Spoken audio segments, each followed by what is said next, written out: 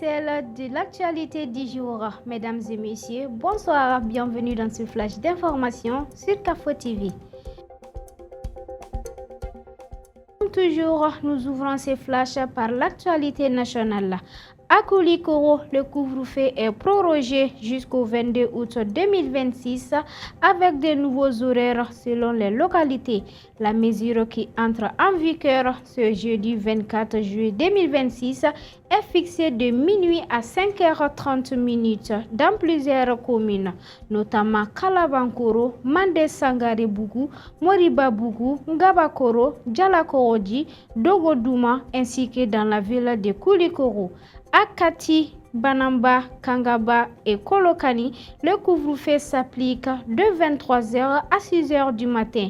Dans les autres localités, il reste fixé de 21h à 6h du matin. Autre fait marquante, un camion-citerne a pris feu jeudi soir près du village de Sansato à environ 5 km de Kéniba. Le bilan provisoire fait état de 3 morts et 59 blessés évacués vers les structures sanitaires. Le sinistre a été maîtrisé grâce à l'intervention des autorités, des forces de sécurité, de la protection civile et des populations. Une enquête a été ouverte pour découvrir les causes de l'incendie. Sur le plan économique et diplomatique, Mali-Maroc, le forum d'affaires ouvre une nouvelle étape du partenariat économique. Les échanges portent notamment sur les investissements, les infrastructures, la valorisation des matières premières et le renforcement du commerce entre les deux pays. L'objectif est de faire l'axe Bamako-Rabat un espace de coopération économique, dynamique et créateur d'opportunités. Place à présent aux conséquences de l'hivernage.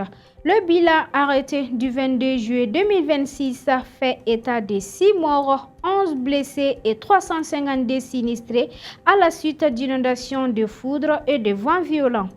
Face à cette situation, le gouvernement renforce les mesures de prévention et d'intervention, notamment le curage des caniveaux et la mobilisation de la protection civile et des brigadiers citoyens.